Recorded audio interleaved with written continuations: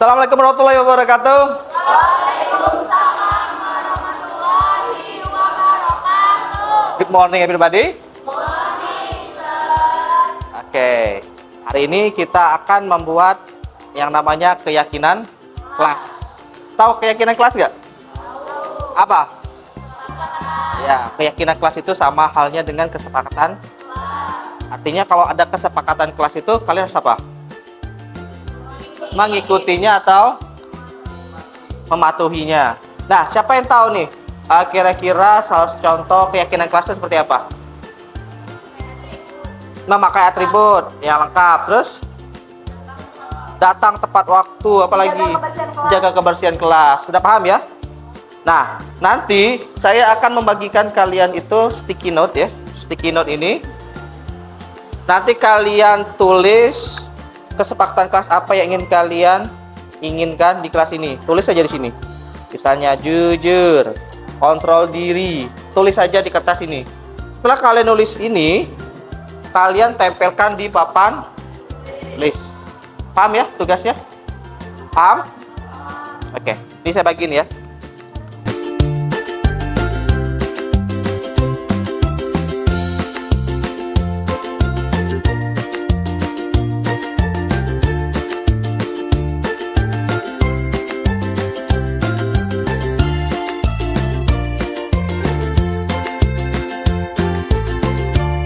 Oke, gimana? Sudah selesai? Oke, kalau sudah selesai, saatnya kalian tempel itu di papan tulis ya. Silakan kita mulai dari Asti.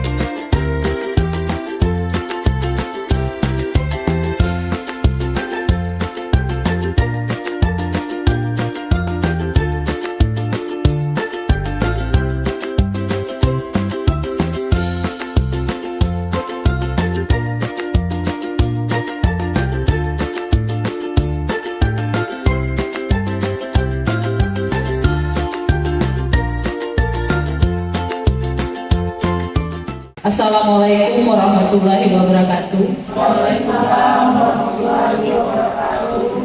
Bismillahirrahmanirrahim. Puji dan syukur kita panjatkan kepada Allah Subhanahu wa taala, di mana pada siang hari ini kita diberi kesempatan ya untuk berkumpul dalam rangka diseminasi penyebaran pemahaman dan penerapan pengalaman budaya positif. Kemudian salawat beriring salam kita junjungkan kepada Nabi besar kita Muhammad SAW yang telah memberikan kita zaman yang dari kebodohan menuju zaman yang penuh dengan ilmu pengetahuan. Baiklah, di sini kami mengucapkan terima kasih kepada Bapak Ibu guru yang telah meluangkan waktunya untuk meluangkan waktunya ikut serta ya dalam mendukung pelaksanaan pendidikan calon guru penggerak ini. Nah, di sini kami ada orang 4 yang akan menyebarkan pemahaman tentang budaya positif. Yang pertama di sini saya akan kebetulan saya sendiri yang akan duluan ya Bapak Ibu yang akan memaparkan. Nah, di sini tentang penyebaran budaya positif. Di sini kami ada orang 4. Yang pertama saya sendiri Glenny Oktaviani, kemudian ada Bapak Abdul Hadi, ada Ibu Ika dan Ibu Warsida. Kami merupakan calon guru penggerak angkatan 10 Kabupaten Musirawas. Mudah-mudahan Bapak Ibu yang di sini bisa meneruskan perjuangan kami di angkatan 12 nanti. Di sini untuk penyebaran budaya positif ada konsepnya. Yang pertama adalah perubahan paradigma. Kedua ada disiplin positif. Ketiga ada nilai-nilai kebajikan. Yang keempat motivasi perilaku manusia. Yang kelima ada keyakinan kelas. Yang keenam adalah kebutuhan dasar manusia. Yang ketujuh ada posisi kontrol guru. 8 segitiga restitusi. Nah, di sini berhubung kami orang 4 jadi kami membagi tugas ya. Yang pertama saya sendiri akan menjelaskan dan memaparkan tentang perubahan paradigma. Di sini perubahan paradigma baru yaitu pembelajaran dengan paradigma merupakan pembelajaran yang dirancang berdasarkan prinsip pembelajaran berdiferensiasi, sehingga para peserta didik belajar sesuai dengan kebutuhan berdasarkan tahap perkembangan sesuai dengan teori psikologi modern untuk mewujudkan profil pelajar Pancasila. Nah, Bapak Ibu masih ingat profil pelajar Pancasila? Atau ada yang tahu apa itu profil pelajar Pancasila? Ada berapa? Hah? Pernah tahu? Apa? Pak Erlan? Bertakwa, ya. Terus mandiri, kreatif, inovatif, berkebinekaan global. Itu ya. Yang ada, yang kurang ada gotong royong. Oke. Di sini ada teori kontrol, ya. Ada teori kontrol yaitu miskonsepsi tentang makna kontrol. Sebenarnya teori kontrol ini nanti ada 5, ya, nanti akan dijelaskan oleh Bu Ika ya, teori kontrol. Tapi di sini miskonsepsinya dulu tentang makna kontrol, di mana kita mengilusikan guru ini adalah mengontrol murid. Yang kedua, bahwa semua penguatan positif efektif dan bermakna. Yang ketiga, bahwa kritik dan membuat orang merasa bersalah dapat menguatkan karakter. Yang keempat, bahwa orang dewasa memiliki hak untuk memaksa. Jadi itu teori kontrol ini miskonsepsinya tentang makna, karena di sini ada 5 teori kontrol nanti ya. Ada penghukum, ada teman, ada berasa bersalah, kemudian ada manajer itu. Nah, di sini ya ada bagaimana seorang bisa berubah dari paradigma stimulus respon kepada pendekatan teori kontrol. Ini menurut Bapak Stephen R. Covey, apa yang bahasa Inggris ini ya. Terus, bila kita ingin membuat kemajuan berlahan sedikit-sedikit, ubahlah sikap dan perilaku kita. Nah, jadi kita disuruh membuat kemajuan perlahan ya, sedikit demi sedikit untuk merubah perilaku. Namun, bila kita ingin memperbaiki cara-cara utama, maka kita harus mengubah kerangka acuan kita. Kemudian, ubahlah bagaimana kita melihat dunia, bagaimana kita berpikir tentang manusia, dan ubahlah paradigma. Tadi ya, karena paradigma itu penting ya untuk merubah paradigma menjadi yang baru. Kemudian skema pemahaman dan penjelasan aspek-aspek tertentu tentang realitas. Itu menurut Stephen R. Covey. Nah, di sini kita mengubah paradigmanya ya, menjadi ada stimulus respon ke pendekatan teori kontrol. Nah, ini yang kita sering mengubah paradigma ini. Tadinya kita realitas kebutuhan kita sama, tetapi setelah kita memahami teori kontrol ini, kita harus merubahnya dengan paradigma tadi, yaitu realitas kebutuhan kita berbeda. Itu ya, kalau kita berpendapat kita sama untuk teori kontrol ini, kita harus berbeda. Kemudian semua orang memiliki hal yang sama. Berdasarkan teori kontrolnya, setiap orang memiliki gambaran yang berbeda. Itu paradigma yang barunya. Yang ketiga, kita mencoba mengubah orang agar berpandangan sama dengan kita. Tetapi setelah ada paradigma baru ini, sesuai dengan teori kontrol, semua perilaku kita berusaha memahami pandangan orang lain tentang dunia. Ya. Jadi untuk paradigma ini kita harus berpandangan ke depan ya untuk paradigma baru ini. Kemudian ada perilaku buruk dilihat sebagai suatu kesalahan. Ternyata kita harus memiliki perilaku Orang lain bisa mengontrol saya. Teori kontrolnya hanya Anda, berarti hanya kita sendiri yang bisa mengontrol diri kita, ya, bukan orang lain. Kemudian saya bisa mengontrol orang lain, berarti kita tidak bisa ya mengontrol orang lain dengan paradigma ini. Kebanyakan kita ini kan bisa aja mengontrol orang, tapi kita tidak bisa mengontrol diri kita sendiri. Kemudian saya memaksa pada saat bujukan atau gagal. Ini kita harus berkolaborasi kalau menurut teori kontrolnya, dan konsekuensi menciptakan pilihan-pilihan yang baru. Pemaksa, ada model berpikir menang atau kalah, ya. Nah, tetapi setelah ada teori kontrol ini, model berpikirnya menang-menang. Jadi bukan kita stimulusnya adalah model berpikir menang atau kalah, tetapi kita harus model berpikir menang-menang. Lanjut. Di sini yang materi kedua adalah disiplin positif. Ya. Apa itu disiplin? Disiplin ini berasal dari kata disiplina, ya, yang artinya adalah belajar. Jadi disiplin itu kita harus belajar. Disiplin ini mengacu pada disiplin diri yang memiliki tanggung jawab terhadap apa yang dilakukan berdasarkan nilai-nilai yang kita yakini. Nah, disiplin positif ini juga merupakan salah satu cara penerapan disiplin yang bertujuan untuk menumbuhkan kesadaran serta memberdayakan peserta didik tanpa imbalan penghargaan atau reward, ancaman atau hukuman. Mungkin kita selama ini dengan penerapan disiplin positif, kita pernah ya sebagai seorang guru pasti pernah memberikan imbalan kepada siswa atau memberikan reward.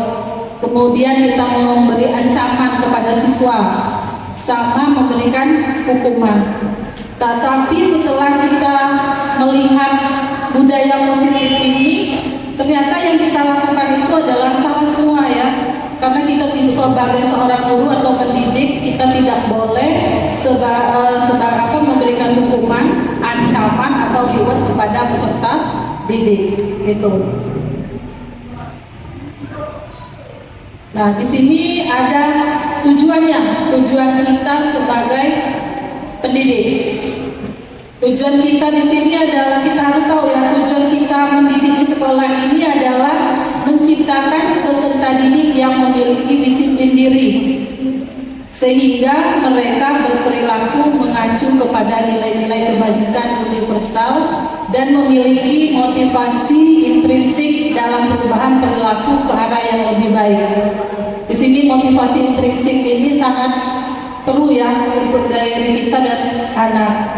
Karena disiplin positif tadi dengan kita merubah cara menghukum, ancaman, kemudian sebagai pemantau, ternyata itu semua tidak boleh kita lakukan. Tetapi kita sebagai pendidik ini sesuai tujuannya, kita harus sebagai manajer dari proses pembelajaran. Mungkin untuk materi selanjutnya kita lanjutkan kepada Ibu Warsida tentang nilai-nilai kebajikan.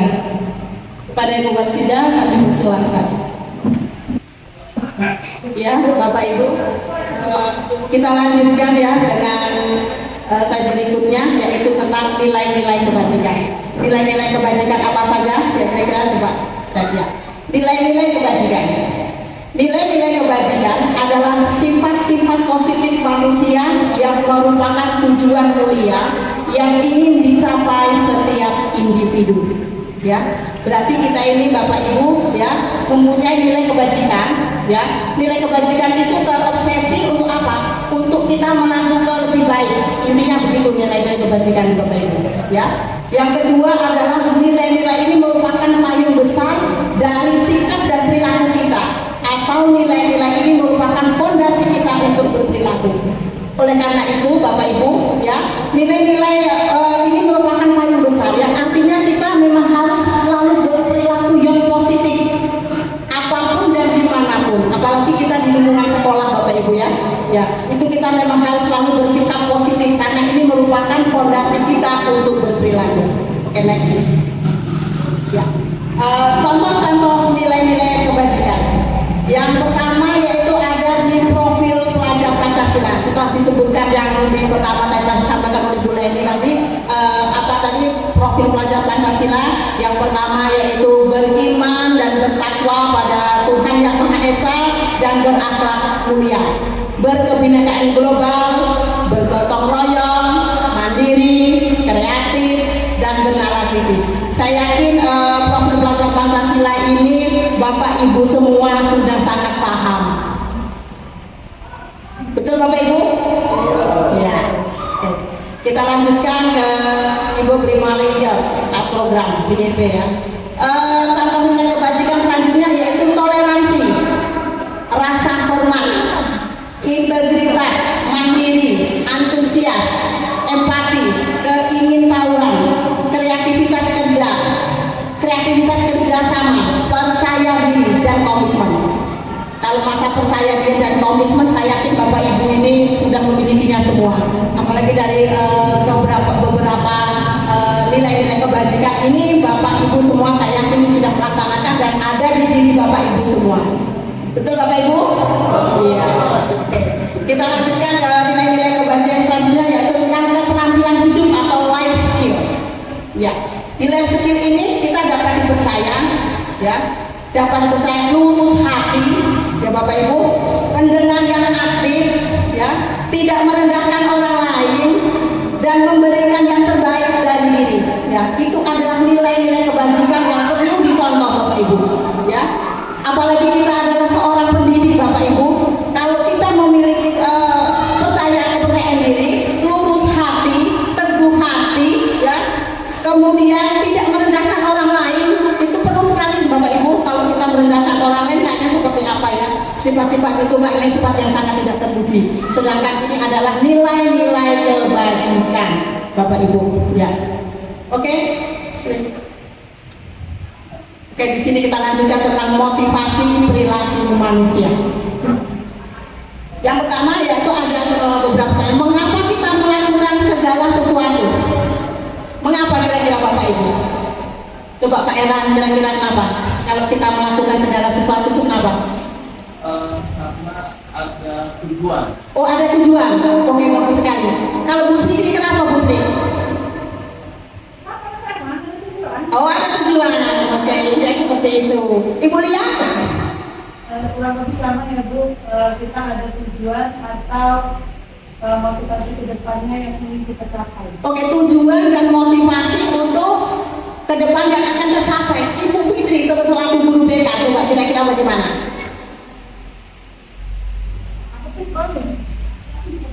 Kenapa kita melakukan segala sesuatu? Iya, kenapa?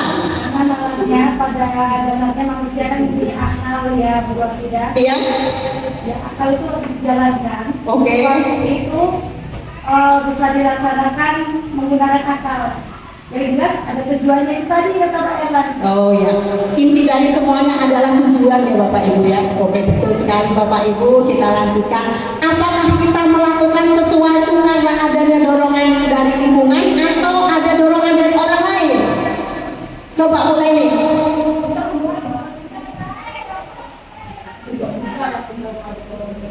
Ya. Apakah kita melakukan sesuatu karena ada dorongan dari lingkungan atau memang murni pure dari hati kita sendiri? Kira-kira seperti itu. Iya, terus? Iya.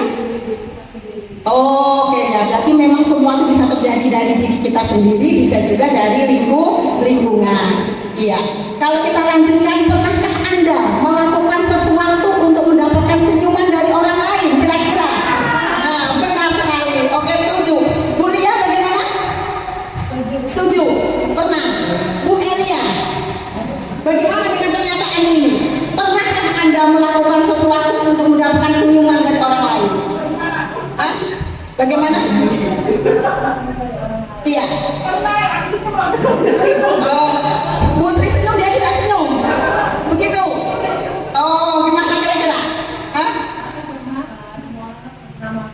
sesuatu yang dapat kayak dengan seperti dilakukan itu apa gunanya? Kita sebenarnya melakukan sesuatu kok untuk mendapatkan dari orang lain. Oh gitu ya, ya. Karena ini sangat positif sekali Bu Elia ya. Apalagi Ibu Fitri. Saya yakin Ibu pernah melakukan, kira-kira gimana Bu Fitri? Dengan pernyataan ini Bu Fitri? Sering ya? Kembali ke pernyataan yang nomor 2. Iya. Mendapatkan sesuatu karena adanya dorongan dari Tuhan.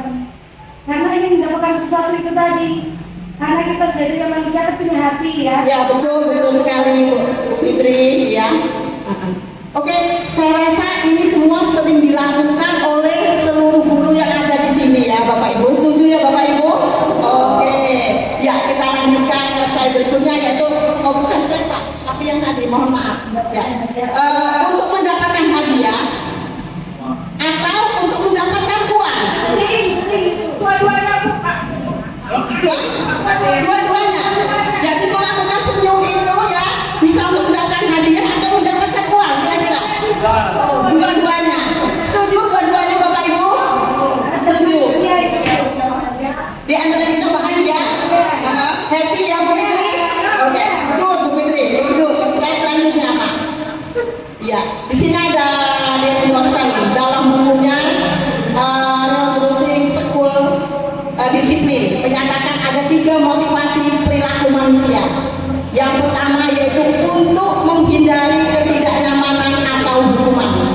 Yang kedua untuk mendapatkan imbalan atau penghargaan dari orang lain.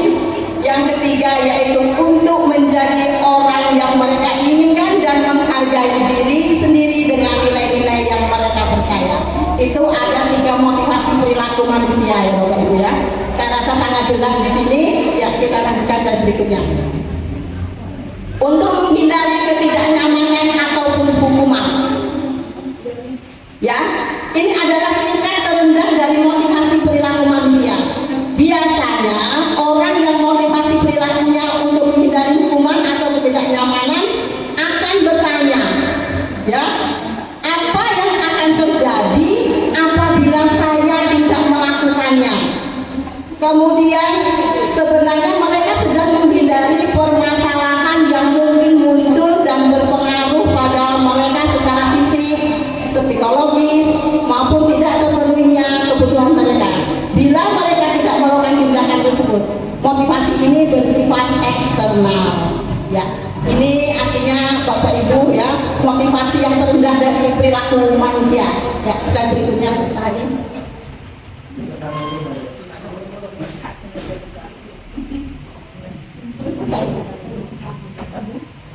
Ya, satu tingkat di atas motivasi yang pertama untuk mendapatkan imbalan atau penghargaan dari orang lain itu ada beberapa motivasi kayaknya Bapak Ibu.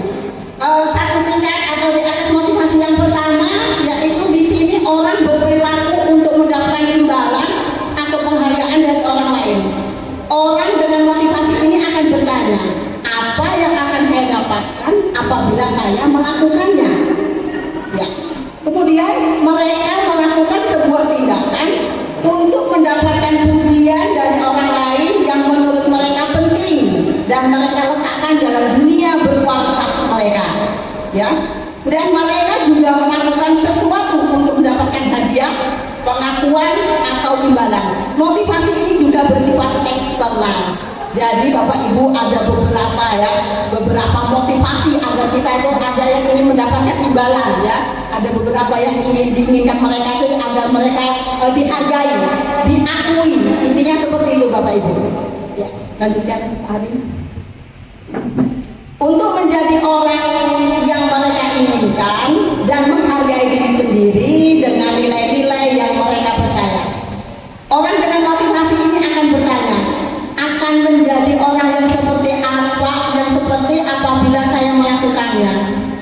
Mereka melakukan sesuatu karena nilai-nilai yang mereka yakini dan hargai, dan mereka melakukannya karena mereka ingin menjadi orang-orang melakukan nilai-nilai mereka yang yakini tersebut. Ini adalah motivasi yang akan membuat seseorang memiliki disiplin positif karena motivasi berperilakunya bersifat internal bukan eksternal. Ya, saya ulang lagi ya Bapak Ibu, kalau untuk menjadi orang yang diinginkan itu memang begitu banyak motivasinya. Kira-kira agar kita tuh termotivasi untuk apa? Untuk dihargai yang pertama Bapak Ibu. Ya, kadang orang tuh melakukan apa saja biar kita tuh bisa dihargai, kadang seperti itu. Betul tidak kira-kira Bu Fitri? Ya, ada pendapat Bu Fitri mengenai hal ini Bu Fitri? Tidak ada yang lain Bapak Ibu? Cukup? Oke. Selanjutnya ya akan dilanjutkan mengenai hukuman dan konsekuensi dan restitusi yang akan disampaikan oleh Bapak Abdul Hadi. Untuk Bapak Abdul Hadi dipersilahkan. Oke, bisa kita lanjutkan Bapak Ibu ya? Ya, oke. Ibu Leni siap Bu Leni? Oke. Oke, ini saya lanjutkan ya. Dari Wasidah lanjut saya. Ini saya membahas tentang hukuman, konsekuensi dan restitusi. Oke, next. Oke Bapak Ibu, sebelum kita masuk ke apa sih hukuman itu, apakah konsekuensi itu, saya ada beberapa pertanyaan. Ini seperti kayak ice breaking juga, tapi ice breakingnya lebih agak mikir sedikit ya. Di sini ada pernyataan, mencatat 100 kali di dalam buku kalimat, saya tidak akan terlambat lagi karena terlambat ke sekolah. Menurut Bapak Ibu, di sini termasuk hukuman atau konsekuensi? Hukuman, oke. Ibu Sri hukuman, Ibu BK kita? Hukuman, Ibu Pak Erwan hukuman, Ibu Lia, Ibu Elia. Oke, kita kunci jawabannya ya. Kita lihat jawabannya. Konsekuensi. Ya, ini ada konsekuensi ya. Oke, kita lanjut lagi. Yang kedua, pertanyaan saya. Lari mengelilingi lapangan basket 2 kali karena terlambat hadir di sekolah. Hukuman atau konsekuensi? Hukuman. Hukuman. Oke, kita kunci jawabannya hukuman. Apa benar? Iya, betul, hukuman. Betul, baru satu benar ya. Kita lanjut. Nah, sekarang ada membersihkan coretan yang dibuatnya di meja tulis. Konsekuensi? Benar gak ya konsekuensi? Kita kunci jawabannya konsekuensi. Ini boleh nih? Konsekuensi. Oke, 2 baru benar. Selanjutnya, murid diminta untuk push up 15 kali karena tidak menggunakan masker di sekolah. Hukuman? Benar hukuman? Kita lihat jawabannya. Hukuman. Oke, baru 3 skornya. Berarti baru 4 pertanyaan, baru 3 skor. Lanjut. Menggantikan kertas tugas teman yang telah dicoret. Yakin? Yakin? Saya kunci jawabannya. Apa Bu Sri? Hukuman. Kalau Bu Wasidah? Hukuman. Ibu Sri? Konsekuensi. Ibu Fitri? Ibu Ika? Konsekuensi. Iya Erlan? Hukuman. Bu ya? Konsekuensi. Oke, kita lihat jawabannya apa Ibu Leni? Konsekuensi. Konsekuensi ya. Oke, lanjut. Berjemur di lapangan basket pukul 12 siang karena ngobrol dengan teman. Hukuman atau konsekuensi? Siapa yang suka menjemur anak dengan jam 12 juga ada? Gak ada ya. Alhamdulillah sekolah kita nggak pernah ya. Sekolah kita nggak pernah. Hukuman atau konsekuensi? Hukuman. Kita lihat jawabannya. Boleh nih? Hukuman. Oke. Satu lagi. Murid diminta bertelanjang kaki sepanjang hari kalau tidak menggunakan sepatu warna hitam. Hukuman. Hukuman konsekuensi? Yakin? Saya kunci jawabannya. Yakin? Oke. Hukuman. Oke. Mungkin kalau siswa kita lihat ini, wah ini ternyata hukuman semua ini dilakukan sama Bapak Ibu kita nih. Lanjut. Membersihkan tumpahan air di meja tulis karena tersenggol pada saat belajar. Konsekuensi. Yakin dulu ya? Ibu Sri? Kenapa Bu Sri? Kenapa Bu Sri? Oh, karena kotor-kotor. Oke. Kalau Ibu Fitri? Konsekuensi. Kenapa konsekuensi?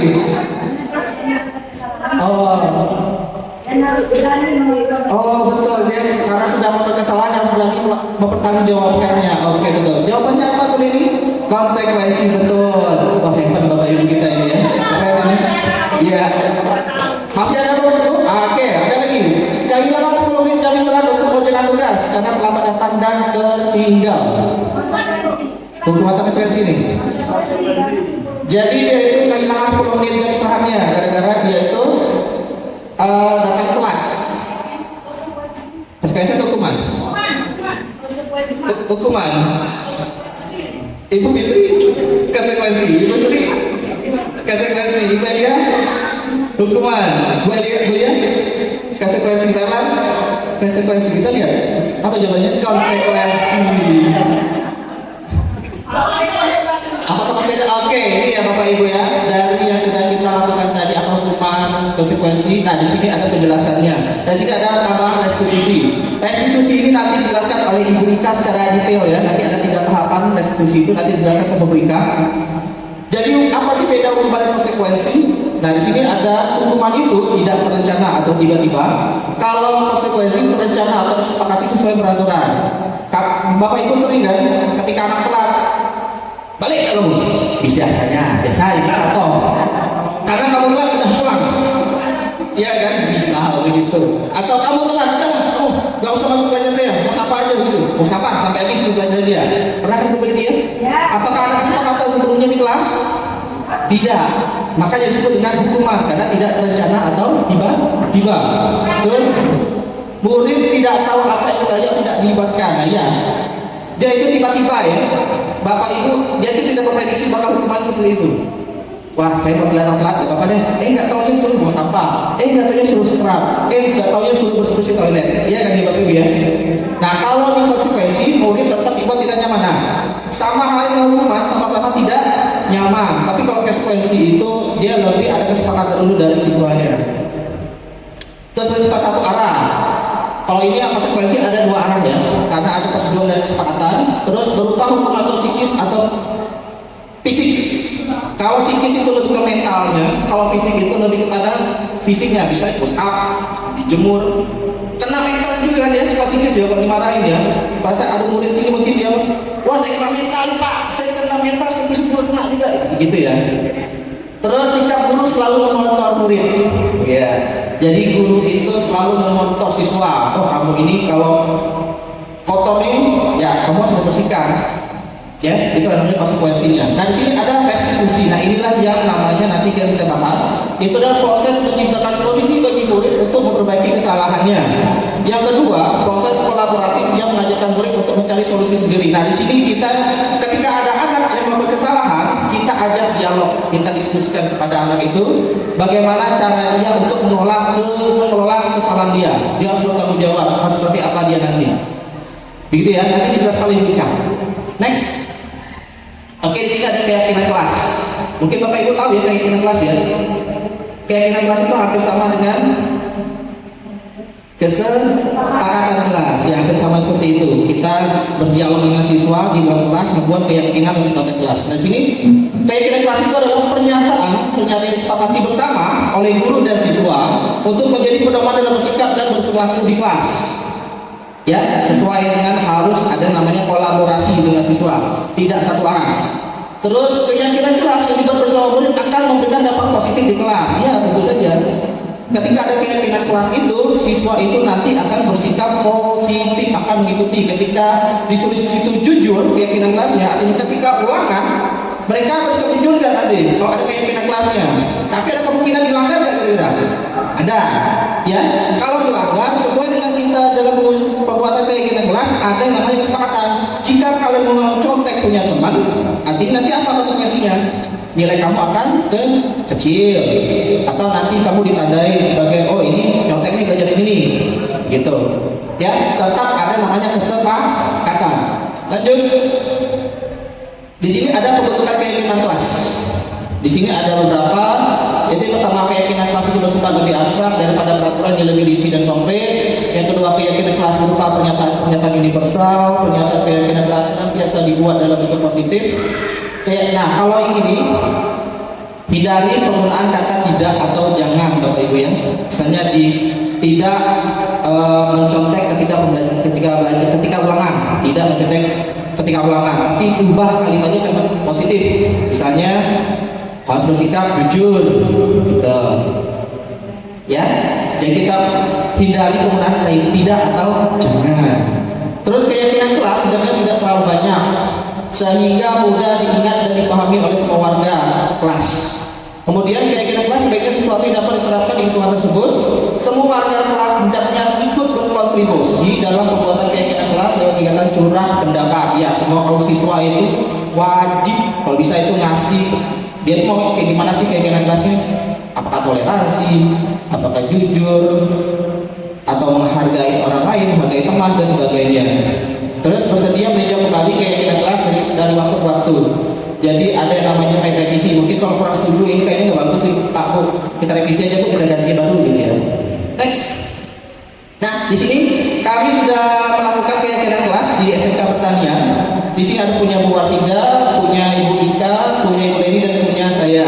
Jadi 4 kelas ini dari 10.1 sampai 10.4 kami melaksanakan keyakinan kelas itu membuat kesepakatan kelas. Ya Bapak Ibu ya. Jadi kami itu sudah belajar tentang keyakinan kelas juga kami menerapkan juga Bapak Ibu. Nanti setelah ini Bapak Ibu juga menerapkan kelas Ibu masing-masing ya. Ya Pak Erlan ya. Nanti bisa tuh Pak Erlan untuk membuat keyakinan kelas, Bu Lia juga, Ibu Sri, Ibu Fitri juga bisa nanti sebagai guru BK kita yang the best ini. Ibu Sri ya untuk membimbing suaminya nanti itu keyakinan kelas, boleh begitu ya. Ya, iya muridnya satu kan? Iya, iya itu kesepakatan rumah tangga betul. Ya ini ya budaya terserah, ini modelnya kalau mungkin pakai sticky note, Bapak Ibu terserah mau pakai apa nanti ya.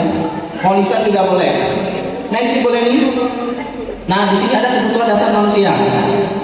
Bapak Ibu, saya mau tanya, Bu Sri butuhnya apa sekarang? Banyak duit. Butuhnya duit. Kalau Bu Fitri butuhnya apa? Sehat, Masya Allah. Ini orang yang bersyukur ini salah satu yang bersyukur. Ibu Sri butuhnya apa sebagai manusia? Ya itu tidak munafik ya, itu manusiawi sekali ya. Pak Erlan butuh apa? Uang, betul ya. Ya, benar. Bu Lia? Yang penting tadi sehat, kalau sudah sehat, kegiatan aktivitas lancar, pasti uang sehat. Tetap ya. Masya Allah. Bu Ika, apa Bu Ika?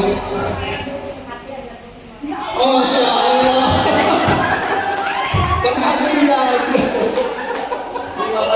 Perhatian. Iya. Kalau kita dengar dari Bu Elia, apa Bu Elia? Dihargai, dihormati. Iya ya. Ya Bapak Ibu. Jadi pada dasarnya semua manusia itu memiliki kebutuhan dasar ya. Terutama kalau saya ambil kesimpulan banyak uang ya. Ya. Istilahnya kita gak matre. Ya bukan matre. Tapi kata uji wong itu mendekati duit itu penting malah. Tapi mana ada sekali lancar kali urusan. Nah itu tahu. Iya banyak sekali kalau yang biasanya istri itu penting malah 400.000 sehat ini nih. Lincah berjalan, iya betul. Iya, ini kan istilah. Ayo contohnya aja Bu. Aja dulu ya Bapak Ibu ya. Ya, next gini. Sudah ya tadi ya? Sebelum. Nah nih ya, okay, next. Jadi Bapak Ibu, kebutuhan dasar manusia itu adalah segala sesuatu yang kita lakukan untuk mendapatkan apa yang kita inginkan. Seluruh tindakan yang kita lakukan memiliki tujuan tertentu dan semua usaha terbaik yang kita lakukan adalah dalam rangka agar kebutuhan dasar kita terpenuhi dengan baik. Next. Nah di sini ada 5 kebutuhan dasar manusia, sudah dibagi ada 5. Yang pertama itu bertahan hidup, yang kedua kasih sayang dan rasa diterima, penguasaan, kebebasan dan kesenangan. Nah ini kalau bisa itu semua manusia itu ada semua di manusia ini. Bertahan hidup itu nih makanan, pakaian, betul, tempat tinggal, keamanan dan kesehatan, ada semua tadi ya. Nah terus kasih sayang dan diterima. Rasa diterima, dipedulikan, perhatikan ya. Terus berbagi, kerjasama, menjadi bagian dalam kelompok, kita kelompok ya. Terus penguasaan, harga diri, keinginan untuk dianggap memimpin, berprestasi, diakui dan didengar. Nah ini kayak lebih curhat gitu ya. Kebebasan, mandiri lagi sama, kemudian memiliki pilihan, mencoba hal baru, mampu mengendalikan arah dirinya, dan terakhir kesenangan, bermain, humor, antusiasme dan tertawa. Ya inilah ya kebutuhan dasar manusia. Next, Ibu Sri. Posisi kontrol guru. Nah, di sini akan dijelaskan oleh Ibu Ika. Silakan Ibu Ika. Baik, assalamualaikum warahmatullahi wabarakatuh. Masih semangat Bapak Ibu? Coba kita tes semangatnya dulu. Tepuk semangat.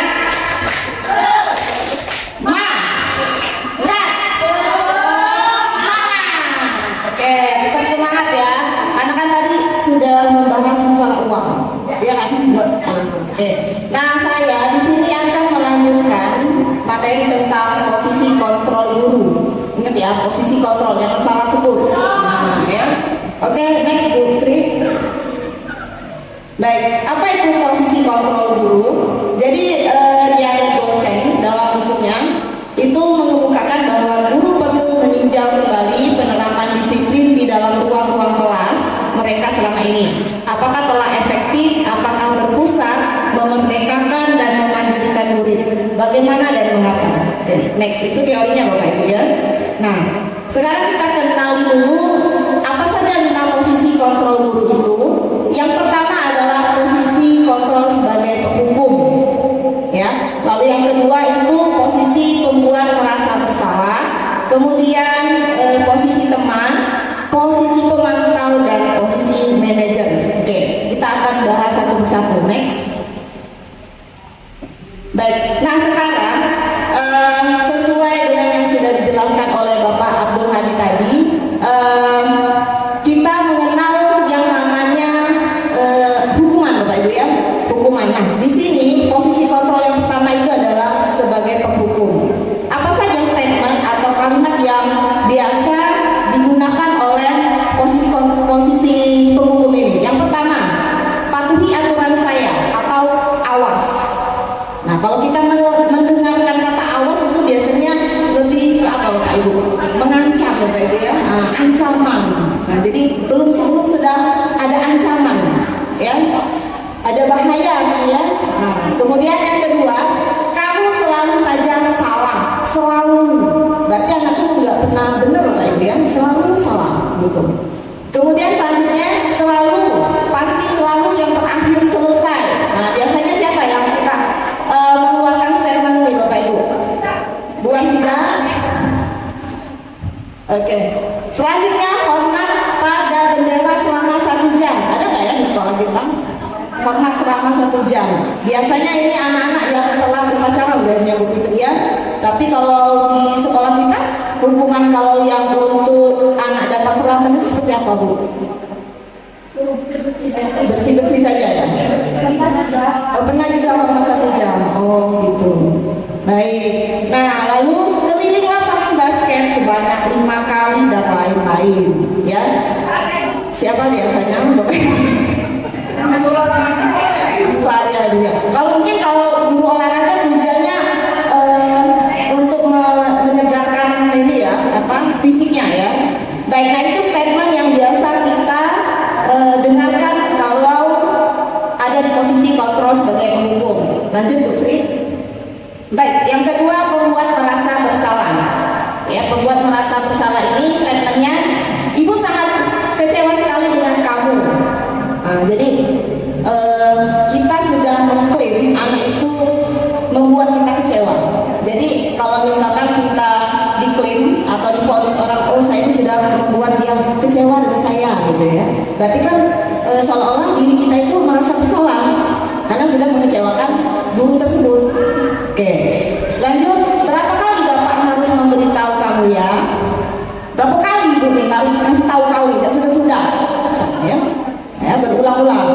Lalu gimana coba kalau orang tua kamu tahu kamu berbuat begini? Nah ini sebenarnya hampir 11-12 dengan penghukum. Tapi dia nanti kita akan lihat videonya Bapak Ibu ya, akan ada ada perbedaan di setiap posisi kontrol tersebut. Next, Bu Sri. Nah, ini posisi kontrol guru sebagai teman, ya. Biasanya statementnya seperti ini kalimatnya. Ayo bantulah demi Bapak ya. Nah, lalu ayo ingat tidak bantuan Bapak selama ini? Ya sudah, kali ini tidak apa-apa, nanti Ibu bantu bereskan. Ya. Itu untuk statement sebagai teman. Jadi biasanya kita itu lebih ke apa ya, pendekatan secara individual kalau sebagai teman. Lanjut. Sekarang sebagai pemantau. Nah, sebagai pemantau, statement yang biasa diutarakan adalah peraturannya apa? Apa yang telah kamu lakukan? Sanksi atau konsekuensinya apa? Nah, jadi lebih bertanya ke murid kita, ya, ke siswa kita. Lanjut, terakhir itu posisi kontrol guru sebagai manajer. Statementnya biasanya apa yang kita yakini, kembali ke keyakinan kelas tadi Pak Ibu. Lalu apakah kamu meyakininya? Lalu jika kamu meyakininya, apakah kamu bersedia memperbaikinya? Lalu jika kamu memperbaiki ini, hal ini menunjukkan apa tentang dirimu? Lalu apa rencana kamu untuk memperbaiki hal ini? Nah, dari beberapa statement pertanyaan ini, itu akan terlihat ternyata di posisi manajer ini kita menawarkan, Bapak Ibu ya, menawarkan dengan anak. Jadi bukan lebih ke paksaan, tetapi lebih ke tawaran.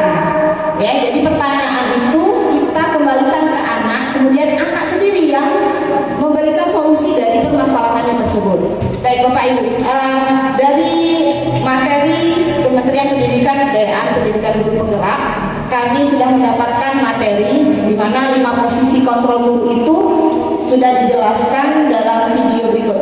Nah, boleh Bapak Ibu silakan saksikan terlebih dahulu ya, untuk melihat perbedaan yang cukup signifikan dari 5 posisi kontrol. Salam bahagia Ibu dan Bapak guru hebat. Dalam penerapan disiplin positif restitusi, salah satu program yang dikembangkan adalah 5 posisi kontrol. 5 posisi kontrol dalam restitusi adalah proses perjalanan seorang pendidik agar dapat mengenali dirinya. Pada video kali ini, kita akan membahas tentang 5 posisi kontrol yang dikembangkan oleh Diane Gossett dan contoh penerapannya.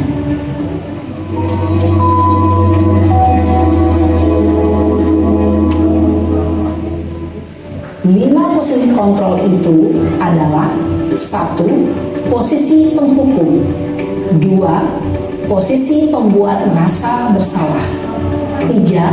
Posisi teman, 4. Posisi pemantau atau monitor, dan 5. Posisi manajer. Untuk lebih memahami kelima posisi tersebut, mari kita saksikan kasus Naren yang terlambat hadir 20 menit di sekolah dan melihat bagaimana kelima posisi kontrol dalam menghadapi masalah tersebut.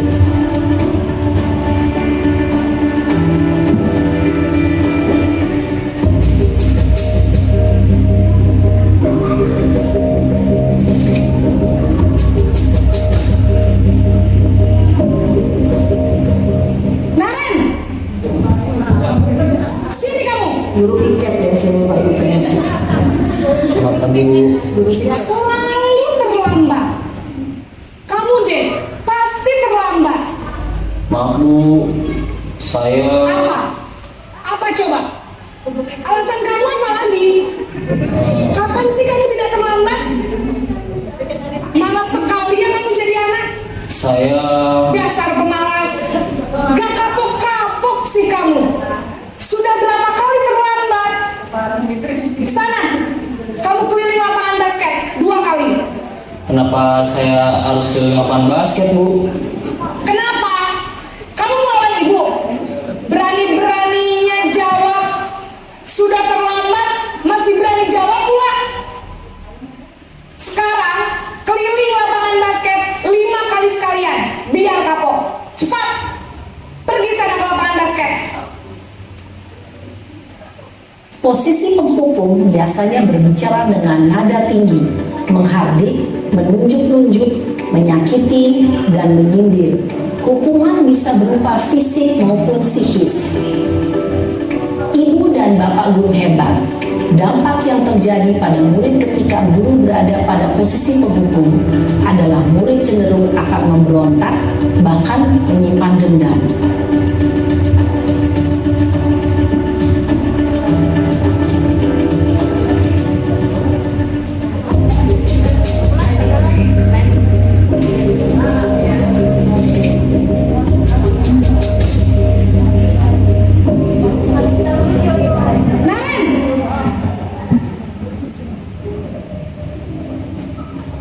Selamat pagi, Bu. Naren, kamu kenapa terlambat lagi, nak? Ya Tuhan, Naren, kamu senang ya bikin ibu susah ya? Kalau kamu terlambat lagi, nanti ibu yang ditegur bapak kepala sekolah, nak. Disangka ibu tidak bisa membina kamu. Duh, gimana ini? Maaf, Bu. Duh, Gusti Naren, kamu suka ya kalau ibu ditegur bapak kepala sekolah? Terus, sekarang ibu harus tulis apa ini di buku absen? Ini kamu sudah sering terlambat loh. Ibu harus apa coba? Maaf, Bu. Maaf sekali. Ya sudah, lain kali jangan bikin ibu susah lagi ya nak ya. Ibu tidak akan kuat lagi kalau kamu begini terus. Bisa jantungan kalau ibu tegur bapak kepala sekolah. Sana cepat ke kelas. Maaf ya, Bu. Maaf sekali. Posisi pembuat rasa bersalah berbicara dengan nada tenang, cenderung lembut, namun kata-kata yang diutarakan membuat murid merasa menjadi orang yang gagal, memandang buruk dirinya sendiri, merasa tidak berharga, dan tidak sanggup membahagiakan orang lain. Ketika guru mengambil posisi pembuat rasa bersalah, murid akan menganggap dirinya yang bersalah dan ia akan menyimpan emosi negatif tersebut di dalam dirinya.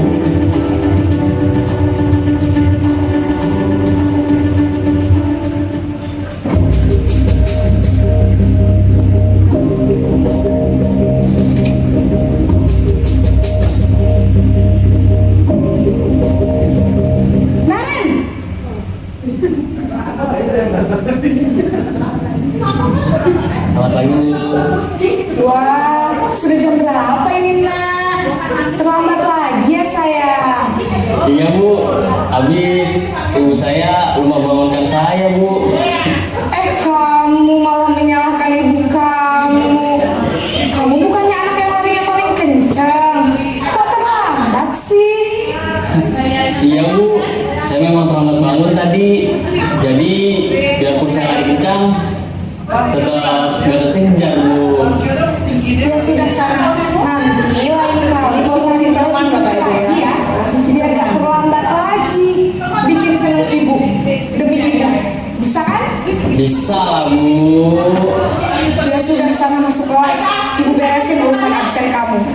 Kamu ini ada-ada saja. Dalam posisi teman, guru berbicara dengan nada suara ramah, akrab, cenderung bersenda gurau untuk menjaga suasana tetap santai. Murid akan merasa senang, aman, dan akrab dengan guru. Identitas yang tercipta adalah identitas sukses atau berhasil. Namun, perlu diingat, karena ini masih dorongan eksternal, maka ada faktor ketergantungan dari murid kepada orang tertentu. Di sini guru aksennya, sehingga di lain waktu murid bisa berperilaku baik, namun hanya kepada orang-orang tertentu saja.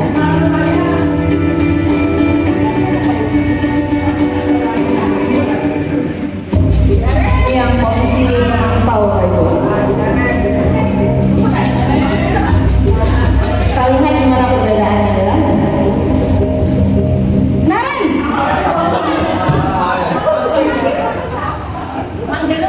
Selamat pagi, Bu. Naren, apa peraturan sekolah kita tentang jam berapa kita harus masuk sekolah, nak? Kita harus di sekolah jam 7, Bu. Iya betul, sekarang sudah jam 7.20. Naren sudah tahu konsekuensinya jika terlambat hadir. Paham, Bu. Saya harus tinggal kelas pas jam istirahat selama 20 menit. Iya benar, konsekuensinya demikian. Jadi nanti jam 9.30 pas istirahat, kamu harus tinggal di kelas, kerjakan tugas tambahan untuk ketertinggalan kamu, ya? Baik, Bu. Posisi pemantau mengandalkan penghitungan atau data untuk mengontrol murid. Guru mengarahkan murid berdasarkan peraturan dan konsekuensi. Seorang pemantau menunjukkan bahasa tubuh dan ekspresi wajah yang datar dan cenderung formal.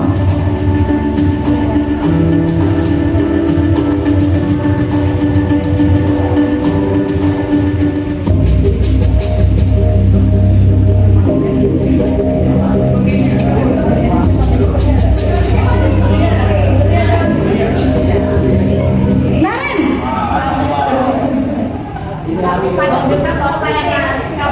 Selamat pagi, Bu. selamat pagi Naren. Maaf, Bu. Saya terlambat. Iya, sekolah masuknya jam 7, sekarang sudah jam 7.20. Jadi sekarang bagaimana ini Naren? Maaf, Bu. Saya lupa setel alarm saya semalam. Baiklah, menurut kamu, keyakinan sekolah yang mana yang perlu kamu tingkatkan? Menghargai diri sendiri dan orang lain mungkin ya, Bu. Setuju. Jadi, apakah Naren meyakini prinsip saling menghormati tersebut? Iya, Bu. Saya meyakininya. Apakah Naren bersedia memperbaiki masalah keterlambatan ini? Bersedia, Bu. Bagaimana kamu akan perbaiki masalah keterlambatan ini? Saya akan coba untuk tidak lupa menyetel alarm saya, Bu. Baik, kalau Naren lupa menyetel alarm di rumah, ada orang yang kira-kira bisa bantu mengingatkan tidak? Ada, Bu. Kakak saya, Kak Emma. Ada lagi selain Kak Emma? Selain Kak Emma, ada ibu saya. Baik, jadi yang mengingatkan Naren adalah Kak Emma dan ibu kamu ya? Kira-kira akan mulai setel alarm kapan nih Naren? Setelah pulang sekolah, akan segera saya lakukan. Baik, jadi Naren akan setel alarm untuk bangun besok pagi dan akan diingatkan oleh kakak dan ibunda Naren ya. Ada lagi yang mungkin perlu dilakukan Naren agar tidak terlambat bangun lagi. Tidak ada, Bu. Baik Naren, terima kasih untuk kerjasama kamu. Sekarang kamu perlu kembali ke kelas untuk belajar. Baik, Bu. Terima kasih. Posisi manajer adalah posisi kontrol yang disarankan untuk membimbing murid memiliki sikap disiplin positif, yaitu murid yang mandiri, bertanggung jawab, dan dapat memecahkan masalah. Tujuan dari posisi ini adalah agar murid dapat berefleksi atas tindakannya. Guru akan dengan tulus memberikan pertanyaan-pertanyaan bermakna, sehingga membuat murid dapat belajar dari kesalahannya dan mencari sebuah solusi untuk menyelesaikannya. Ibu dan Bapak guru hebat, setelah mengamati adegan kelima posisi kontrol tadi, kira-kira posisi mana yang paling ideal? Posisi mana yang Baik, sebelum ke segitiga restitusi Bapak Ibu, tadi sudah menyaksikan video tentang film pendek ya, tentang 5 posisi kontrol guru. Nah sekarang saya mau tanya dulu, Bapak Ibu di sini kira-kira dalam menangani kasus anak-anak sudah menerapkan posisi yang mana? Bu Sri, manajer, luar biasa. Tepuk tangan dulu Bu Sri. Kalau Ibu Wansida, posisi apa Bu?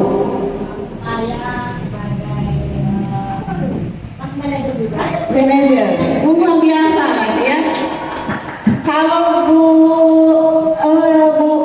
Fitri, Bu Fitri ini kan guru BK ya. Nah sekarang berhubung sudah ada Bu Fitri di guru BK, bagaimana tanggapan Ibu dengan 5 posisi kontrol ini, dan sebagai guru bimbingan konseling di SMK Pertanian ini, Ibu kira-kira sudah menerapkan yang mana Bu? Monggo Bu Fitri. Ini jujur ya,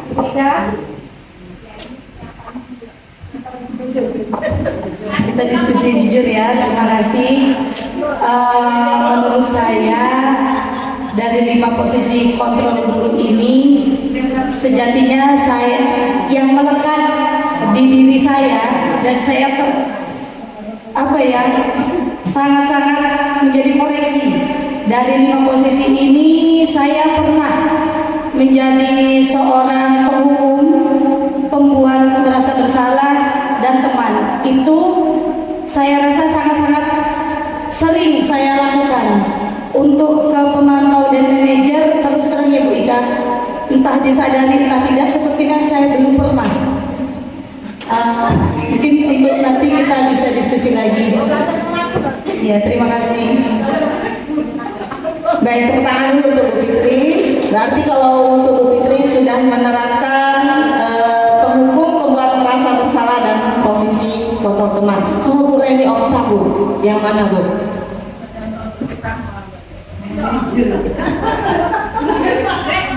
Yang mana Bu Leni kalau misalkan biasa kasus di kelas mungkin ya, kita sebagai wali kelas biasanya, Bu Leni sebagai wali kelas, apa Bu? Nyuruh nyapu level 5. Untuk berita mungkin kalau saya kami membuat bersalah, pernah pembuatan merasa bersalah teman dan pemantau. Kalau untuk manajer mungkin belum, tapi untuk kedepannya dengan melihat 5 posisi kontrol ini, kita sebagai seorang pendidik mungkin harus melakukan yang namanya tadi setelah nonton video itu kita harus sebagai manajer. Jadi kita bisa menuntut semua anak ya di sini. Itu kalau menurut saya. Baik, terima kasih. Jadi Bu Leni akan memperbaiki untuk menuju posisi manajer. Nah, sekarang Pak Erlang. Kalau Pak Erlang gimana Pak?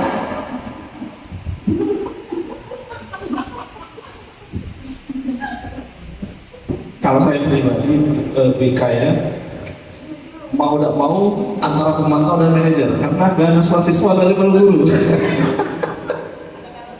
Karena di sana ganas mahasiswa daripada guru. Kalau saya sesuai dengan ini, kalau tadi bercanda saja bilang, lebih cenderung ke pemantau, karena terkadang melihat siswa terlambat ataupun membuat kesalahan, itu biasanya saya tidak langsung menjudge anak itu harus seperti apa, tapi saya hanya berpikir sesuai dengan aturan-aturan sekolah, dan itu yang saya ungkapkan kepada anak tersebut. Saya belum sampai ke titik manajer yang memberikan saran dan seperti apa, nah itu mungkin belum, mungkin pendapat saya seperti itu. Baik, Bu Lia nih, luar biasa punya kelas yang katanya anak-anaknya istimewa, Bu ya? Ya, sangat istimewa. Nah, coba saya pengen dengar dari Bu Lia ini, ya, karena dia ini wali kelas 15. Bagaimana Bu dengan 5 posisi kontrol guru yang biasa Ibu lakukan dengan anak-anak Ibu di kelas?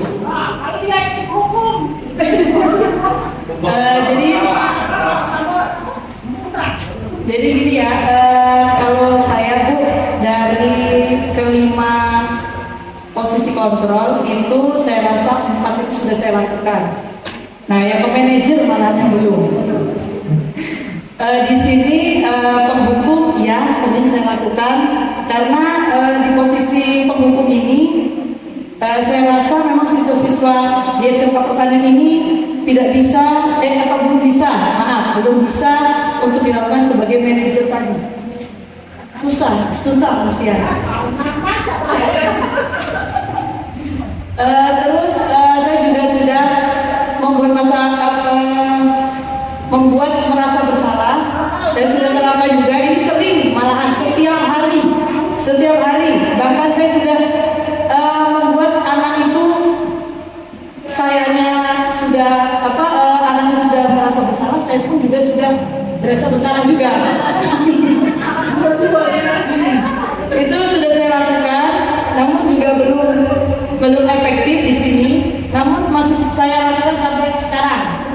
Untuk teman itu sering sekali saya lakukan, bahkan malah setiap hari, dan detik ini pun saya lakukan teman. Tapi teman ini juga tidak efektif, di mana anak-anak saya itu 10-5 itu kalau kita menganggap mereka sebagai teman, itu mereka cenderung kurang ajar. kurang ajar, bahkan malah tidak menghargai kita sebagai pendidik atau guru. Untuk pemantau ini juga sudah saya lakukan untuk memantau anak-anak saya itu, kurang lebih ya belum, tapi pemantau ini kan prosesnya saya lihat bagus ya, sudah menjadi manajer sudah bagus. Nah, tetapi belum juga, saya belum menemukan yang efektif. Nah, saya akan mencoba yang manajer untuk penerapan ke 10-5 nantinya. Terima kasih.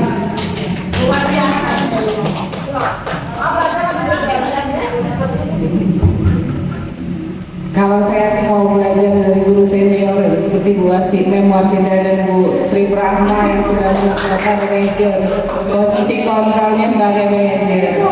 Iya, tapi Bu Ika, kalau saya keseharian mungkin karena belum terbiasa juga, larinya paling kemarin sempat ke teman dan sekarang alhamdulillah saya sudah ke pemantau, di mana sudah meminta sudah menentukan bagaimana anak itu menghargai, tapi belum bisa seperti manajer, di mana anak-anak sudah menemukan solusi dari kesalahan yang sudah mereka lakukan. Mungkin itu saja. Terima kasih Bu Ika. Baik, luar biasa sekali Bapak Ibu semuanya jawabannya. Cuma saya tertarik dengan Bu Warsida dan Bu Sri Prama yang sudah menerapkan posisi manajer. Nah, sekarang kita dengarkan apa pengaruh atau efeknya bagi anak-anak yang sudah terbiasa dengan misalkan ada beberapa kasus yang Bu Warsida atau Bu Sri Prama ya, Bu Sri Prama yang sudah menerapkan posisi manajer. Kita mau tahu dulu Bu, biasanya kasusnya seperti apa, kemudian Ibu melakukan posisi manajer itu kondisinya bagaimana, dan apa hasil yang didapat dari anak tersebut. Apakah ada perubahan yang cukup signifikan atau memang perlu tindak lanjut lebih jauh untuk kasus anak-anak Ibu sendiri? Assalamualaikum warahmatullahi wabarakatuh. Contoh ini Bu ya, di kelas saya, karena saya itu guru bidang matematika. Misalkan ini anak-anak saya itu tidak bisa atau tidak membuat PR di kelas ya. Di saat siswa saya tidak membuat PR, saya tidak langsung marah. Misalkan ini ya, kalau saya tidak buat PR, misalkan Loren, saya tanya Loren, PR kamu buat enggak Loren? Tidak marah.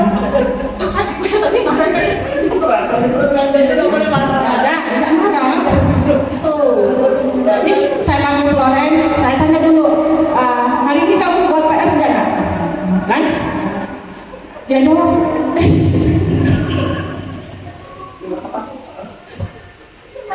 lupa Bu. Nah, karena alasannya lupa itu, kita kan tidak boleh mengejar anak itu dengan kata-kata bodoh, tidak boleh karena dia lupa. Saya kasih dia ini, apa konsekuensi kita kalau tidak PR? Dia sendiri ini, karena kita tadi sudah membuat kesepakatan kelas. Jadi sebelum kita mengajar itu kita sudah membuat kesepakatan kelas dulu di kelas itu. Kalau tidak buat PR, dia tahu alasannya. Jadi dia mengatakan, Bu, kalau saya tidak buat PR, saya katanya membuat 5 kali soal yang dibuat untuk teman saya. Nah, saya suruh dia buat itu. Saya tidak marah-marah sebenarnya. Berarti tadi Ibu memberikan konsekuensi untuk menyelesaikan PR-nya. Oh, begitu. Jadi menurut Ibu itu sudah menerapkan posisi manajer di situ. Oke. Baik, Bu Arsida mau ngomong tidak? Oh, sedikit saja. Sedikit. Sudah. Oke, terima kasih atas waktunya. Di sini saya akan menambahkan posisi kontrol mana, yaitu kontrol manajer yang pernah saya lakukan begini Bapak Ibu ya. Kebetulan saya adalah memegang materi pelajaran bahasa Inggris. Pelajaran bahasa Inggris itu menurut mereka ada beberapa anak yang benar merasa bosan. Mereka bosan di kelas dengan materi saya mungkin. Ada beberapa anak itu melanggar aturan Yang pertama, dia tidak mengerjakan tugas. Yang kedua, memang dia sering tidak masuk. Tapi apa yang saya lakukan? Saya ajak mereka keluar karena kita adalah di ketos ya Bapak Ibu. Di sana saya ajak mereka untuk bisa berpikir secara terbuka, secara pendekatan saya sampaikan dengan mereka. Kira-kira apa nak yang menurut kalian tidak suka dengan pelajaran bahasa Inggris? Bukan tidak suka Bapak Ibu, tapi saya bosan dengan suasana seperti ini Ibu. Jadi saya kalau bisa sering-sering dibawa keluar Ibu. Nah seperti itu saya lakukan Ibu Ika. Kemudian saya memberikan apa? Kesepakatan apa kira-kira yang harus kita buat agar kita tidak bosan lagi. Pokoknya Ibu kita sering-sering keluar, jangan selalu dalam kelas. Oke, dan itu saya turuti Bu Ika. Itulah kontrol manager yang saya lakukan Bu Ika. Terima kasih. Baik, berarti kalau bisa saya simpulkan, Bu Warsida ini di awal itu sudah membuat kesepakatan terlebih dahulu untuk menciptakan pembelajaran yang menyenangkan di kelasnya. Karena dia sudah tahu di awal mungkin sudah melakukan observasi Bu Warsida ya, bahwasanya ternyata pelajaran bahasa Inggris itu sangat membosankan ya. Baik, berarti Bu Warsida itu di awal sudah menerapkan keyakinan kelas pada anak-anaknya. Baik, nah itu sebenarnya Bapak Ibu menjadi modal utama kita, ya. Karena coba lanjut Bu Pak Hadi. Next, nah, oke.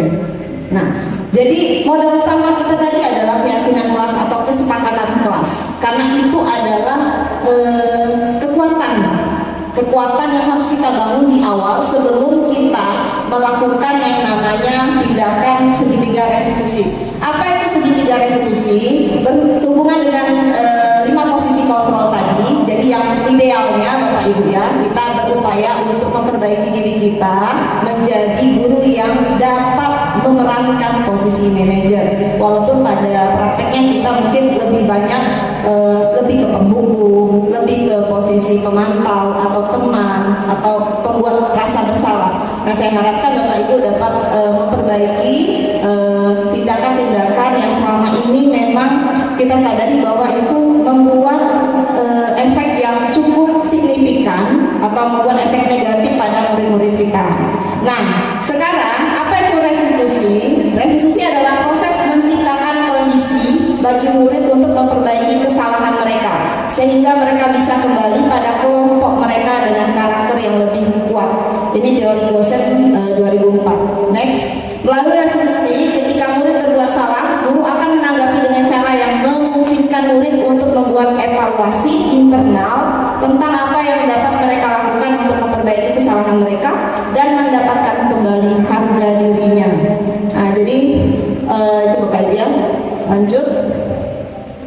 Segitiga restitusi adalah suatu proses dialog yang dijalankan oleh guru agar dapat menghasilkan murid yang mandiri dan bertanggung jawab.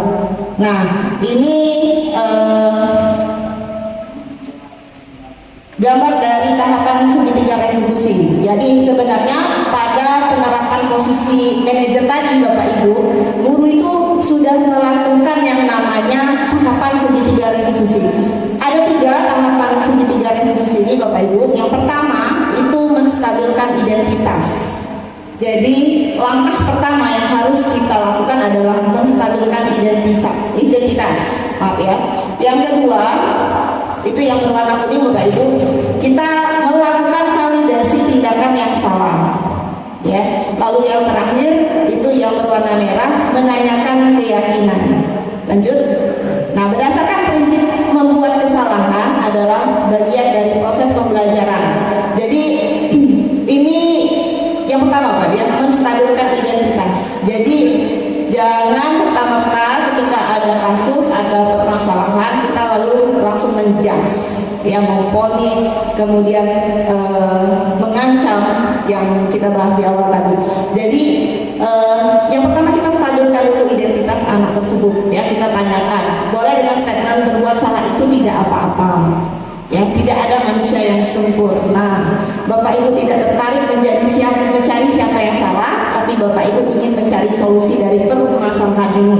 Nah, ini bisa kita terapkan ketika kita melakukan stabilitas identitas dengan anak-anak kita. Ini langkah awal Bapak Ibu. Nah inilah yang mungkin harus kita biasakan mulai dari saat ini.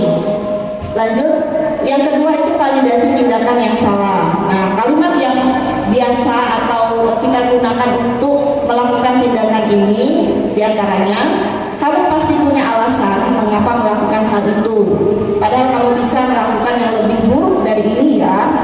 Kamu boleh mempertahankan sikap itu, tapi kamu harus menambahkan sikap yang baru. Nah ini untuk yang validasi tindakan yang salah. Lanjut, yang terakhir itu menanyakan keyakinan. Nah, setelah semua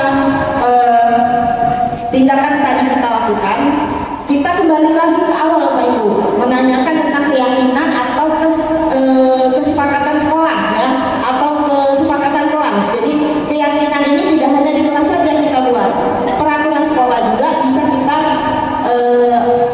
bisa kita masukkan atau integrasikan ke dalam tindakan menanyakan keyakinan ini. Apa saja statementnya? Yang pertama, apa yang kita percaya percayai ya mungkin sebagai kelas atau keluarga. Kemudian apa nilai-nilai umum yang kita telah sepakati, apa bayangan kita tentang kelas yang ideal, kamu mau jadi orang yang seperti apa, gitu ya. Jadi ini lebih mengembalikan atau menawarkan sehingga nanti anak itu sadar atas kemauannya sendiri Bapak Ibu, atas inisiatif dia sendiri tanpa ada paksaan dari kita sebagai seorang guru. Lanjut. Oke, nah sebelum ke penutup Bapak Ibu, kami Bu Leni, Pak Hadi, Bu Asida dan saya sendiri itu sudah menerapkan dialog segitiga restitusi kepada anak-anak kita. Nah sekarang kita saksikan terlebih dahulu bagaimana penerapan yang sudah kami lakukan dengan anak-anak kita. Silakan Pak Hadi. Yang pertama, Aurel oleh Kaila. Yang pertama, Aurel tidak terima karena bukunya sedang menerima tugas oleh Kaila, sehingga dia marah kepada Kaila dan tidak bisa menahan emosinya.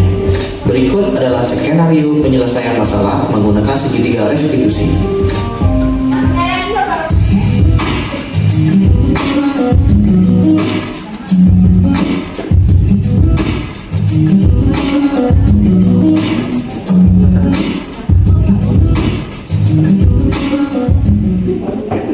Aurel, Kaila, ada apa? Tadi Bapak dapat informasi dari Bapak kalian berantem, benar begitu? Maaf Pak, benar Pak, tadi Kaila duluan yang mulai. Benar Kaila? Saya cuma nganggap Aurel, tapi Aurel nggak nanggepin panggilan saya Pak. Saya bukan nggak mau nanggepin Pak, tapi saya hanya ingin fokus mengerjakan tugas.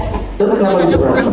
Kaila nyari buku saya Pak, dan tidak sengaja bukunya robek. Benar begitu Kaila? Ya benar Pak, coba kalau Aurel nanggepin panggilan saya nggak akan ngambil buku Aurel Pak.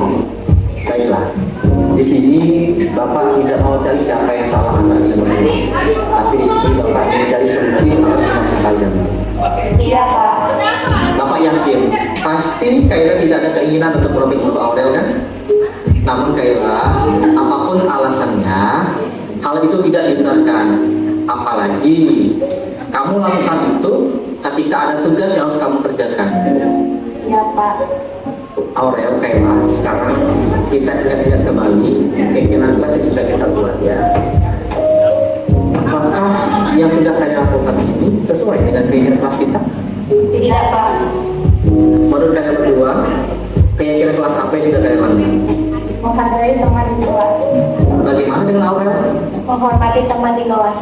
Ya, betul sekali. Nah, menurut kalian, penting nggak menghargai dan menghormati teman di kelas? Penting Pak. Baik, kalau memang penting, keyakinan apa yang harus kalian lakukan ketika kalian sedang marah? Harus bisa kontrol diri Pak. Harus bisa lebih sabar Pak. Baik, Aurel, Kaila, apakah kalian bersedia untuk memperbaiki masalah ini? Bersedia Pak. Terus, apa yang harus kalian lakukan untuk memperbaiki masalah ini?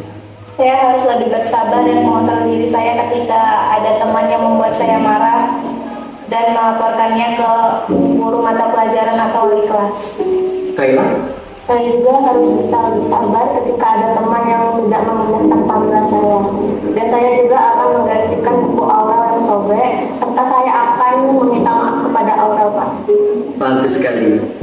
tindakan yang kalian lakukan itu tepat sekali. Nah, mulai sekarang kalian saling memaafkan ya, tetap semangat untuk kalian berdua. Orang saya minta aku juga Sekarang silakan kalian lanjutkan tugas kalian ya. baik, terima kasih Pak.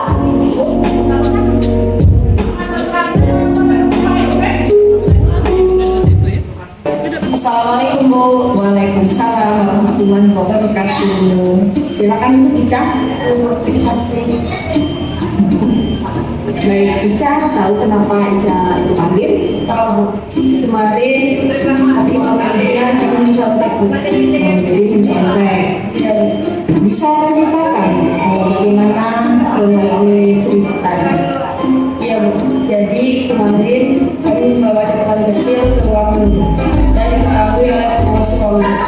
Jadi begitu. Ica tidak ada yang sempurna. Ica ataupun Ibu itu kita hanya manusia biasa. Berarti apa yang Ica lakukan, yang Ica mengalami kesalahan itu sudah baik. Ya Bu, kami minta maaf Bu. Baik, jadi kenapa kamu sampai mencontek? Karena pelajarannya begitu sulit Bu. Jadi saya memutuskan untuk membawa catatan kecil. Nah, menurut kamu tindakan kamu itu sudah benar atau salah? Salah Bu, saya tidak jujur dalam mengerjakan ujian ini seperti saya. Ica, kamu masih ingat keyakinan kelas kita? Masih Bu. Kalau masih ingat, kira-kira yang kamu lakukan itu sudah sesuai dengan keyakinan kelas belum? Tidak sesuai Bu. Keyakinan kelas yang mana? Jujur saat mengerjakan ujian. Baik, untuk kedepannya apa yang akan kamu lakukan saat ujian berlangsung? Saya akan belajar lebih tekun Bu dan bertanya kepada guru atau pelajaran apabila saya belum paham tentang materi pembelajaran. Bagus, Ibu berharap kamu bisa memperbaiki sikapmu. Bapak Ibu guru pasti akan dengan senang hati membantu kamu dan mendoakan. Iya Bu, terima kasih. Baik, sekarang dijawab. Assalamualaikum Bu. Salam.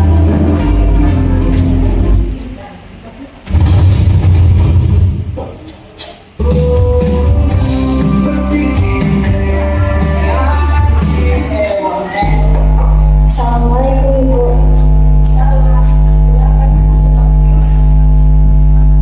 Silakan duduk.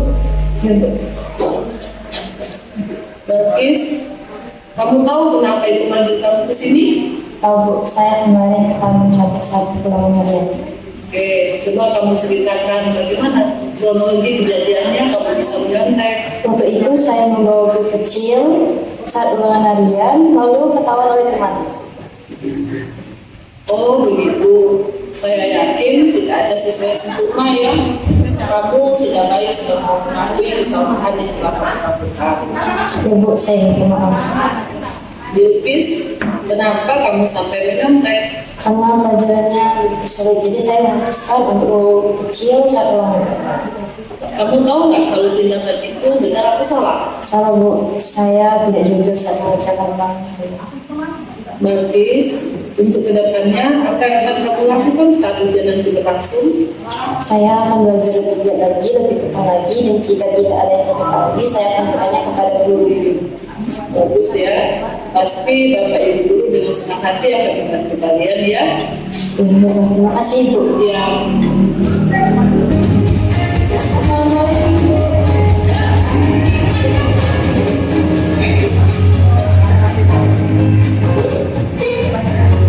Tahu kenapa dia dipanggil? Iya dong. Kenapa dia dipanggil? Karena sering telah mengumpulkan tugas. Sering telah mengumpulkan tugas. Kenapa sering telah mengumpulkan tugas? Karena menurut Dewi waktu yang diberikan itu terlalu sedikit atau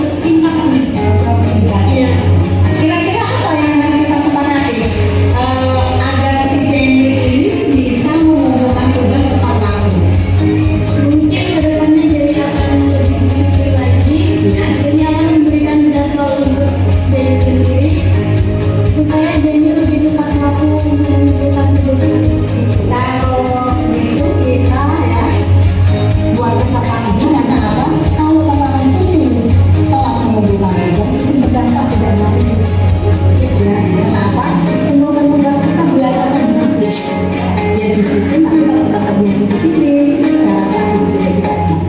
Besok-besok kita apakah waktunya ditambah atau bagaimana, tapi harus konsekuen. Yang diinginkan ada guru harus disiplin. Ya, intinya ya disiplin, tepat waktunya dan kayak gitu bisa ya.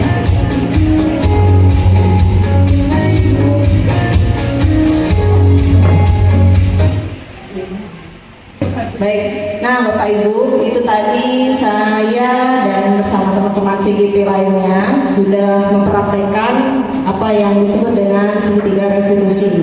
Jadi mudah-mudahan dari video-video ini kita bisa memulai dari diri kita masing-masing untuk mencoba menerapkan langkah-langkah posisi sebagai seorang manajer. Jadi kami berupaya di sini untuk setidaknya menyebarkan praktik-praktik baik yang sudah kami lakukan, mulai dari hal-hal yang kecil, dari membuat keyakinan kelas, membuat kesepakatan kelas. Mungkin Bapak Ibu juga sudah mulai mencoba Bapak Ibu ya, karena saya lihat sekarang kita juga sudah mengirimkan praktik atau aksi-aksi nyata di platform Merdeka Belajar. Nah itu luar biasa. Kemarin ada Bu Lia yang sudah mencoba untuk membuat keyakinan kelas, kemudian Bu Elia, Bu Sri Brahma, Pak Hadi dan Bu Leni, itu luar biasa. Jadi sudah ada perubahan-perubahan kecil dan yang nantinya semoga dari perubahan kecil itu dapat mewujudkan visi atau budaya-budaya positif yang ada di sekolah kita. Ya, jadi disiplin penerapan disiplin positif ini hendaknya guru memiliki standar kepribadian profesional dan sosial yang baik, di mana guru mampu refleksikan dirinya dalam posisi kontrol saat ini.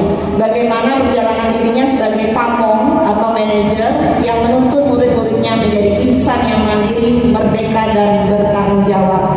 Baik Bapak Ibu, itu saja penyebaran praktik baik yang sudah kami lakukan melalui budaya positif yang ada di sekolah ini. Mudah-mudahan bermanfaat dan dapat kita terapkan dari mulai dari diri kita sendiri dan dapat mewujudkan visi sekolah kita yang dapat menjadikan anak-anak kita yang berkarakter sesuai profil pelajar Pancasila.